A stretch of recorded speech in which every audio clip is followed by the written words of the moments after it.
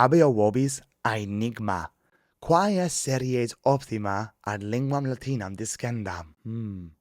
Quid est responsum? Salvete, sodales, haec series est Rem Tene, est series sermonum latinorum ad linguam latinam discendam. Mihi nomen est Andreas, et hodie vobis cum de enigmatibus latinis loqui velim. I'd like to talk with you all today about Latin riddles. Hodie vobis cum de enigmatibus latinis loqui velim. Fere omnibus in linguis enigmata scripta sunt. Homines enim multum rebus occultis, by secret things, by unknown things, rebus occultis delectantur, et ego enigmatibus multum delector. Enigma est vocabulum Graecum, quomodo enigma Latine dicitur. Apud aulum ingelium scriptorem Romanum scirpus dicitur. Hodie vobis duo enigmata antiqua, vel duos scirpos antiquos dicam, et volo vos eos solvere. Solve, figure out. Solvere. Estisne parati incipiamus. Hoc enigma a Cicerone scriptum est. Mitto tibi, I send to you. Mitto tibi, navem, a boat, navem, prora pupique carentem, lacking a front part, the prow, and the back part, the stern. Prora pupique carentem. Bene, iterum legam. Mitto tibi navem, prora pupique carentem. Quid est responsum huic enigmati?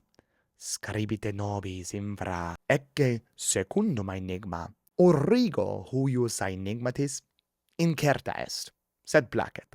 Ego sum principium, the beginning, principium mundi, of the world, of the universe, mundi, et finis, the end, finis saeculorum, of centuries, of ages of time, saeculorum, aptamen, but aptamen non sum Deus. Iterum legam. Ego sum principium mundi et finis saeculorum, aptamen non sum Deus. Quod est responsum huic enigmate scribite nobis infra. Bene, iterum totam rem dicam Calerius et sine vocabulis Anglicis. Salvete, sodales, haec series est Rem Tene, est series sermonum latinorum ad linguam latinam discendam. Mihi nomen est Andreas, et hodie vobis cum de enigmatibus latinis loqui velim. Fere omnibus in linguis enigmata scripta sunt.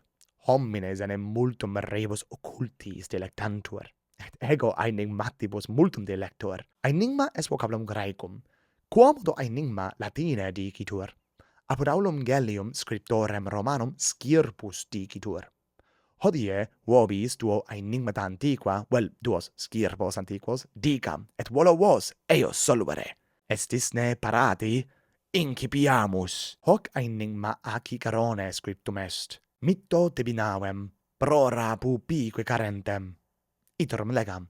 Mitto tibi navem, prora pupique carentem. Quid est responsum huic enigmati? Scribite nobis infra. Ecce secundum enigma. Origo huius enigmatis incerta est, sed placet. Ego sum principium mundi et finis saeculorum aptamen non sum Deus. Iterum legam. Ego sum principium mundi et finis saeculorum aptamen non sum Deus. Quod est responsum huic enigmati? Scribite nobis infra. Bene, satis est. Haec hodie habui quae digerem. Quid vos? Habitis ne responsa? Vultis ne videre plura enigmata? Nobis scribere potestis infra inter commentarios et etiam apud situm nostrum habes ne lac.com linea inclinans contact. Volumus audire responsa vestra, ergo scribite nobis.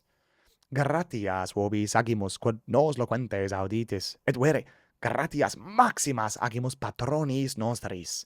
Sine patronis nostris haec series fieri non posset. Si igitur placet vobis haec series, fortasse patronus fieri vis?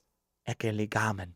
Speramus fore ut hoc episodion vobis placuerit, et si placuit hoc episodion, ecce hoc episodion multum vobis placebit curate, ut in proximum valeatis et memento te sodales. Rem tenete, verba sequentur.